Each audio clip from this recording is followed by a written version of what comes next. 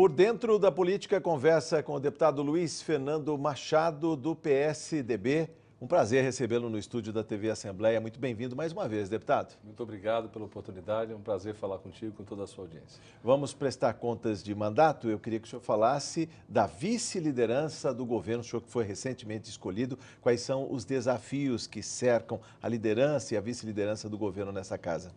Bom, parabéns, antes de mais nada. Muito obrigado, uma iniciativa que me dá uma responsabilidade maior na atuação aqui no Parlamento no Estado de São Paulo.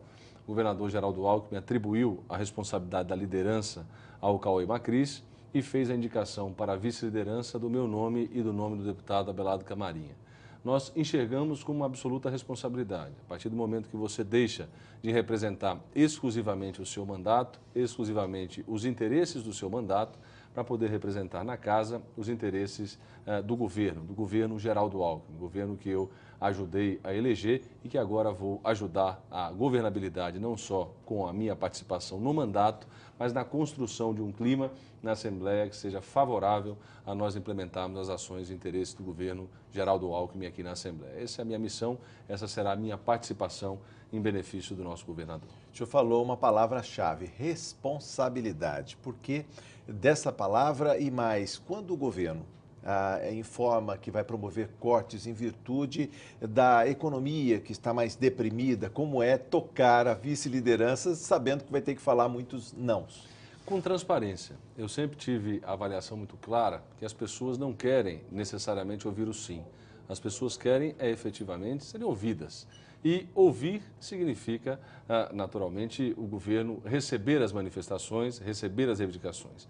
Agora, o atendimento dessas manifestações e reivindicações é, naturalmente, para quem está governando, um gesto de responsabilidade. Sim. Não dá para assumir compromissos que não podem ser cumpridos, não dá para gerar uma expectativa no nosso servidor público estadual de que será um ano de abundância orçamentária, porque exatamente esse é o reflexo que nós vivemos aqui. O contrário, será um ano de vacas magras para todos nós que atuamos no poder público, exatamente porque há uma recessão na economia. Sim. Você tem uma instabilidade política no país, você tem uma insegurança política no país, em razão de tudo aquilo que nós estamos acompanhando, e associado a isso, uma economia que não cresce, muito pelo contrário, ela se reduz. Sim. Então não há como se fazer de outra forma com que nós tenhamos a oportunidade de governar bem aqui na Assembleia, ele governar bem o Estado de São Paulo, se nós não tivermos uma transparência com a sociedade. Dizer efetivamente aquilo que é possível e aquilo que não for possível, também dizer, também explicar, também manifestar o porquê o governo está dando esse tom de redução, de cortes, de contingencionamento. Esse é um momento de responsabilidade. Todos nós que conhecemos o governador Geraldo Alckmin sabemos que ele é um sujeito aplicado nas finanças públicas. O governador tem muita responsabilidade com aquilo que ele se compromete com a sociedade. Sim. E eu tenho absoluta convicção, até pelo histórico de todo o nosso grupo político, histórico de André Franco Montoro, de Mário Covas, nós teremos responsabilidade fiscal. Não dá para sair assumindo responsabilidades financeiras se nós não tivermos claramente o recurso apontado no caixa. Então eu vejo isso como um exercício muito bom.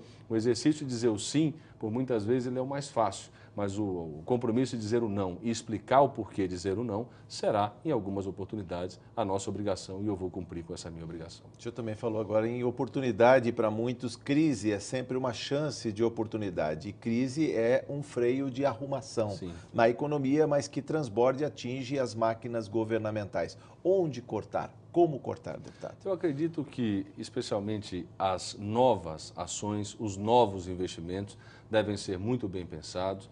Nós temos que avaliar os custeios das secretarias, é isso que tem sido feito, com o objetivo de redução. Sim. Eu não digo que é redução de serviço, eu não digo que é perda na qualidade de serviço, mas por muitas vezes aquelas obras que poderiam ser entregues em 6 meses, elas podem ser alongadas e entregues em 12 meses, em 18 meses. É o momento em que você adequa o orçamento exatamente para ter a responsabilidade de que o Estado continuará pagando, o Estado continuará tratando os seus parceiros em nível de contratação com responsabilidade. Sim. Isso é um dever de todos. Repactuação de contratos também, deputado? Olha, naquilo que tiver a oportunidade, repactua-se o contrato, mas não há como se criar uma uma instabilidade jurídica. Nós precisamos dar segurança que aquilo que foi efetivado será cumprido. Agora, a forma desse cumprimento é que está sendo discutido. O governador tem muita vivência com o orçamento do Estado. Ele não trabalha com o Estado deficitário e nem quer transformar o Estado de São Paulo em um Estado deficitário.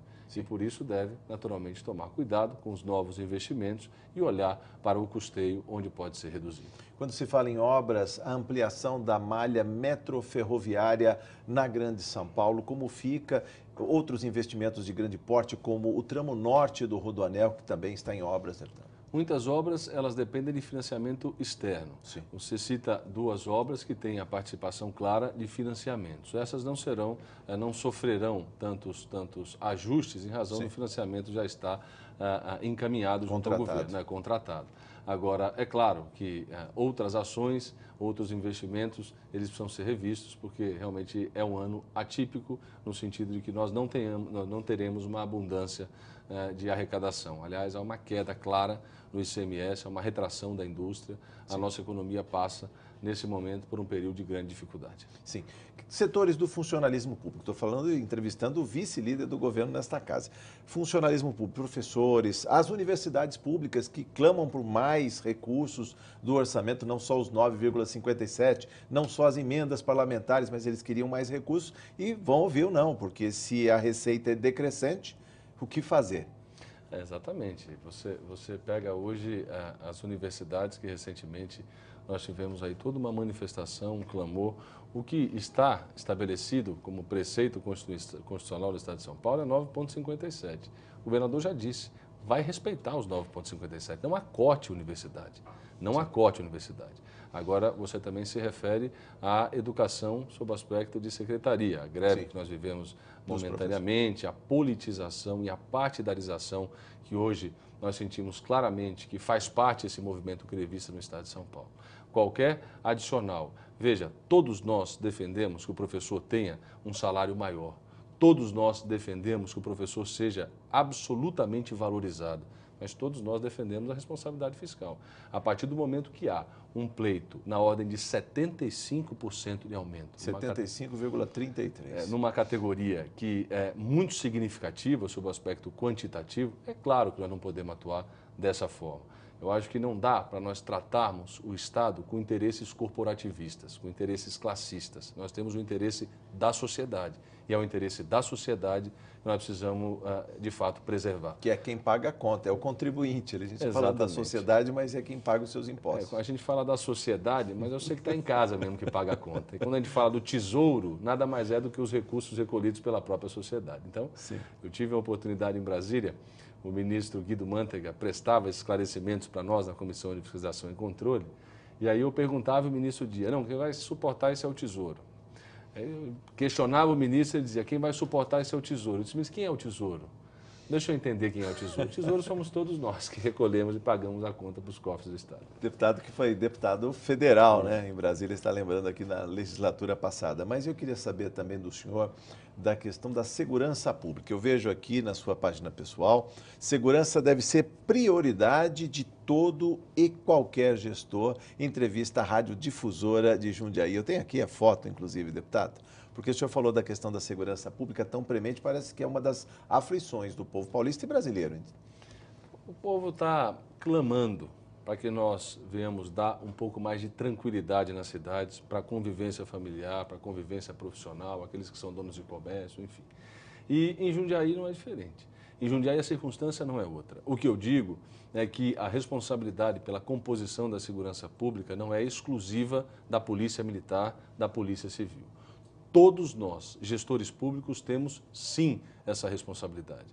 E eu cito sempre a participação do município, a participação do prefeito, efetivamente, na composição da segurança do seu povo. E isso eu acredito que tenha inúmera responsabilidade dos gestores municipais. Na entrevista, o senhor fala aqui que há necessidade da Prefeitura garantir o parelhamento efetivo, bem como todos os investimentos necessários para a atuação das guardas municipais. E a pequena cidade, estamos falando de Jundiaí, que é uma cidade 99,99% de urbanidade, está tudo feito, né? Mas eu diria, como ficam as pequenas cidades que não podem constituir guardas civis e tem outras, digamos assim, outras responsabilidades na área de saúde, creche, por exemplo? Por exemplo, Jorge, eu digo sempre, e essa foi também uma razão de ponto da entrevista, e quando o prefeito consegue fazer uma organização na sua cidade, ele acredita na lei e na ordem, ele está contribuindo com a segurança pública. O exemplo que demos em uma reunião recente da Comissão de Segurança Pública foi a iluminação pública. Sim. Onde você tem ruas iluminadas, onde você tem uma cidade que se preocupe com a iluminação, não prospera o crime. Onde você tem uma cidade que se preocupa com a organização dos seus comércios, com o funcionamento de bares, de restaurantes, você tem uma cidade que efetivamente participa na composição da segurança.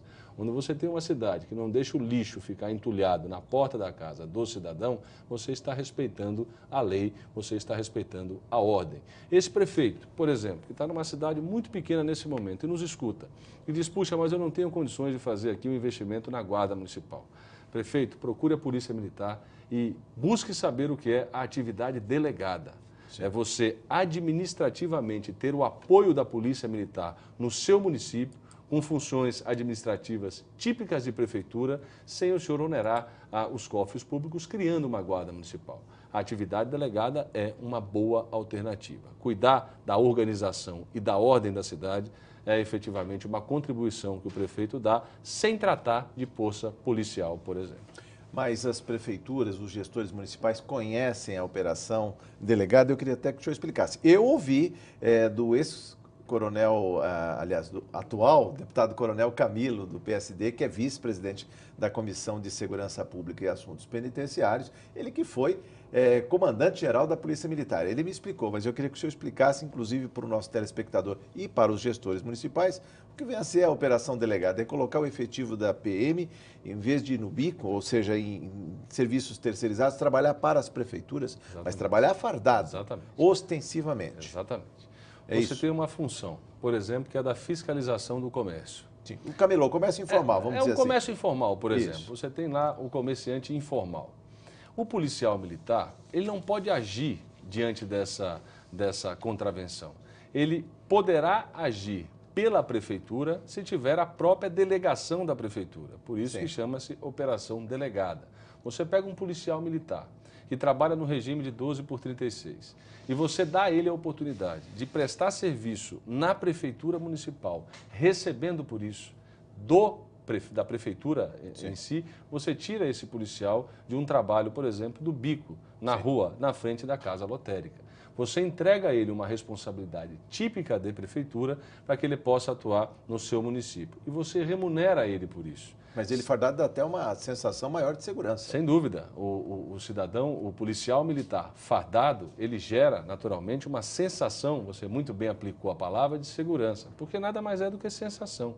A presença de uma viatura policial no bairro não necessariamente significa segurança no bairro, mas a sensação da segurança, ela vem, porque o cidadão está vendo a presença do Estado ali e o criminoso também está convivendo com a presença do Estado, portanto ele se afasta de qualquer ato criminoso. É muito importante, deputado Luiz Fernando Machado, que se diga que a operação delegada é para atuação municipal, embora o PM seja estadual, é para trabalhar ações municipais. O senhor falou do comércio de ambulantes, por exemplo, mas eu me lembro que nesta oportunidade, na reunião extraordinária da Comissão de Segurança Pública e Assuntos Penitenciários, o deputado Jogiato, do PMDB, citou o barulho causado pelos pancadões. Então ele falou, eu ligo no 190 e não vem a polícia. E responderam para ele, vem se tiver um crime, se tiver uma ação periclitando a vida, e aí sim se chama a polícia. Do contrário, o som é a prefeitura que fiscaliza. Nesse caso, seria a operação delegada, um PM contratado pela prefeitura poderia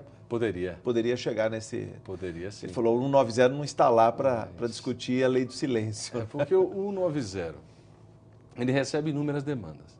Você tem uma emergência, que é a razão pela qual o 190 existe. Então, se você tem essa emergência de um roubo numa residência, de um furto de um veículo e uma perturbação de sossego pelo barulho alto do som, obrigatoriamente a polícia vai se deslocar para o furto ou para o roubo, não vai combater o barulho. Exatamente porque esta fiscalização deveria ser feita na fiscalização do comércio da própria prefeitura.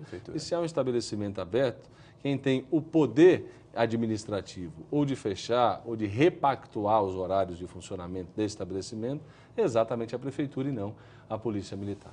Deputado, o senhor também ouviu do presidente da comissão, o deputado delegado Olim, do PP, um requerimento à Secretaria da Fazenda com todas as notas fiscais de todos os desmanches do Estado de São Paulo sobre essa medida. Aliás, essa medida vem conferir a efetividade de uma outra, que é a Lei 15.726 de janeiro de 2014, que trata da destinação final dos veículos, ou seja, se eles vão para o desmanche, eles são retalhados, repartidos e as peças podem ser comercializadas desde que sejam rastreáveis. Isso. É isso, né? É exatamente isso. O delegado Olim tem uma grande expertise na investigação criminal, um delegado de polícia, que conhece muito bem o funcionamento e a relação dos desmanches, por muitas vezes com o cidadão de bem, mas também com aquele que é o promotor de crimes no Estado. E ele interpretou que dessa forma consegue fazer o cruzamento das ações que estão sendo aí balizadas a partir dessa lei de 2014. Acredito eu que nós teremos um bom momento para poder cruzar informações e ver efetivamente se a lei está sendo bem cumprida. Preocupação também com o roubo de cargas. Há possibilidade da comissão dialogar com o setor, a Confederação Estadual, né, de Transportadores de Carga aqui em São Paulo? Sim. Há oportunidade para esse diálogo? A minha região é pródiga nesse tipo de crime. Também está na esquina do país, né? É a esquina do Brasil, a gente brinca, né? Que Jundiaí é a esquina do Brasil. Mas a gente está sofrendo muito lá. A Motorola, Samsung, empresas grandes. E é uma modalidade de crime que, por exemplo, a Guarda Municipal não consegue combater. Sim. Primeiro, 20 homens fortemente armados, todos eles com fuzis. Entra num centro de operações logísticas, Centro de uma opera- grande distribuidora do varejo, por exemplo. Exatamente. Como combater? Uma viatura não tem condição.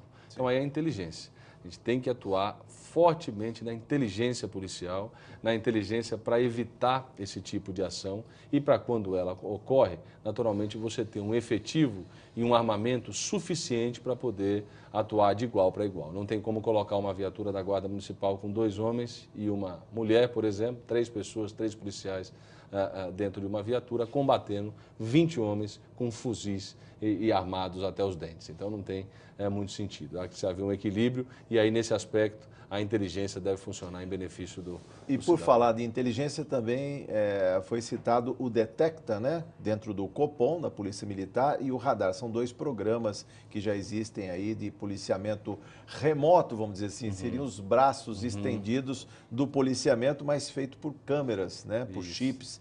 Isso é possível também? É possível. Em Jundiaí, quando nós estávamos na prefeitura, eu e o prefeito Miguel Haddad, nós implementamos o sistema OCR, que é o Sistema de Leitor Digital de Placas. Ele faz o monitoramento do deslocamento dos carros que são suspeitos dentro do município. Então, se você tem condição de colocar nas entradas e saídas da cidade, por exemplo, esse sistema que é o leitor digital de placas, o OCR, você consegue fazer um acompanhamento inteligente. Não há como se pensar que nós vamos ter condições de aumentar o efetivo da Polícia Militar, da Polícia Civil, das guardas, ao nosso bel prazer. Não Sim. tem condição financeira para fazer isso. Então, a melhor oportunidade é nós trabalharmos com a inteligência e a tecnologia deve estar a serviço efetivamente do combate ao crime. E esse é, por exemplo, o modelo. O Detecta é uma medida inteligente do governador Geraldo Alckmin. O ano passado assinou convênios com diversas prefeituras, especialmente as sedes de região administrativa, Sim. são os aglomerados urbanos e também as regiões metropolitanas, com o objetivo de levar essa inteligência policial. O governador Geraldo Alckmin é um homem que trabalha com inovação tecnológica. E esse modelo que aqui foi implementado é um modelo que nos traz a garantia de que o Estado deve investir em tecnologia e inovação com o objetivo de reduzir a criminalidade. Agora, esse sistema pode estar disponível para as prefeituras? Eu digo isso porque na estrada o leitor automático de placas acaba flagrando se o carro não pagou o IPVA, se ele está licenciado. Ou seja, não há mais aquela procura, aquela busca randômica, ele simplesmente vai direto na placa que está com problema e só para aquele veículo. Isso pode acontecer nas cidades também, com carros roubados, por exemplo? É exatamente esse o modelo. Você cita aqui um outro ponto. E quando você agrega informações ao sistema, ele não só diz se o veículo é fruto de roubo, de furto, enfim, como ele também diz, o licenciamento está vencido, o IPVA está atrasado, você precisa se dirigir a um posto. E, pô, você deu um exemplo, que na minha avaliação é o exemplo mais cabível que a gente poderia aqui dar. E você lembra, na época que faziam as batidas policiais, Sim. as blitz, que o cidadão parava, pedia o seu documento para constatar se você tinha um licenciamento regularizado, IPVA. Hoje você não faz mais isso. Hoje o carro está passando na rodovia e através de um palm top, na mão do policial rodoviário e um sistema e um radar, Sim, as pessoas uma passam retaguarda. e dizem assim, tem um pardal ali, tem um radar ali. Mas esse radar não necessariamente é o de velocidade. Sim. Ele pode ser o de acompanhamento da situação do seu carro.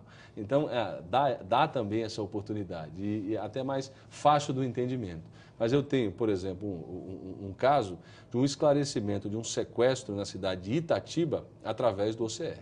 Sim. Porque eles fizeram monitoramento do deslocamento do carro, esse carro passou por um radar que estava inserido no OCR e foi imediatamente bloqueado pela polícia à frente. Uma ação de inteligência. Sim. Não dá para achar que nós vamos combater o crime só com homens na rua e com armamentos na rua. A inteligência deve vir associada e a tecnologia também. Há 3 minutos do encerramento da nossa conversa, eu queria falar também sobre uma proposta da Comissão de Segurança Pública, que foi uma visita... Eu queria fazer uma reclamação, viu, Jóia? Que os 25 minutos passam muito rápido aqui no seu programa. Ou o seu relógio está errado e eu vou procurar com a minha assessoria fazer a contagem direita do tempo, ou então nós vamos pedir uma expansão desse aqui, tempo. Parece que começamos, tem 5 minutos, você já disse que está acabando. Então, deputado, vamos falar sobre uma visita a presidente Venceslau ao RDD, o presídio que tem um regime disciplinar diferenciado, se ele está funcionando, o que pretende a comissão com essa visita e a outros presídios, inclusive. Sim, os presidiários que estão no RDD, nesse regime que foi aqui já citados por você, são de alta periculosidade. Então, quando o coronel Camilo faz a solicitação para que façamos lá uma visita, é efetivamente para entender como está o funcionamento desse presídio em Venceslau, em Presidente Venceslau. Então, a comissão está interessada, a comissão precisa efetivamente entender a situação do sistema prisional e o RDD, lá no regime do RDD, é importante que nós façamos o acompanhamento. Esse é o objetivo do coronel Camilo. Sobre visita a outros presídios também, se falou até dos antigos presídios agrícolas, mas o senhor levou uma discussão ao nível que são as PPPs, que por sinal já funcionam em Minas Gerais, isso. Já há piloto, já há até o pleno funcionamento em algumas unidades de prisões terceirizadas, onde os presos trabalham e parece que têm um bom comportamento e também são bem atendidos. É isso? Exatamente, é uma junção. O Estado, lá em Minas Gerais, ofereceu uma PPP, que é uma parceria público-privada, com o objetivo exatamente de levar uma tranquilidade maior à população carcerária. Sim. E não só a população carcerária com a sua tranquilidade, como a oportunidade de ressocialização e a tranquilidade para aqueles que moram no entorno. Sim. Porque você tem muitos centros de detenção provisória, até mesmo presídios que estão em regiões centrais Sim. do estado de São Paulo. Então, para que se tenha uma oportunidade de investimento, já que o Estado não consegue suportar tudo, abriria-se aí uma oportunidade de PPP. Mas isso a comissão vai avaliar, vai estudar, vai ver onde esses casos já foram implementados, onde se deu sucesso, onde não se tem sucesso. É o que eu disse na comissão, né, recentemente. Nós não precisamos ficar criando leis. Nós precisamos entender efetivamente aquilo que funciona e colocar em prática. Porque o Estado não pode ser mais burocratizado, precisa mais facilitar a vida do cidadão.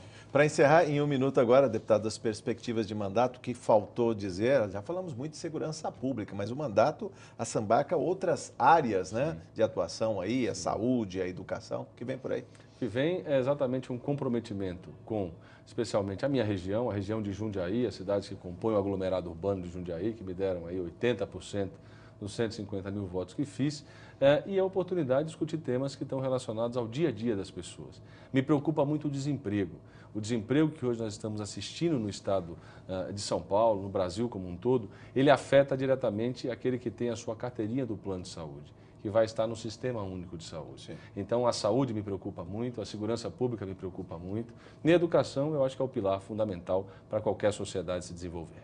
Muito obrigado por sua entrevista. Volte mais vezes ao estúdio da TV Assembleia. Sempre um prazer recebê-lo, deputado. Muito obrigado. Eu conversei com o deputado Luiz Fernando Machado, do PSDB. Você ficou por dentro da política. Obrigado por sua audiência.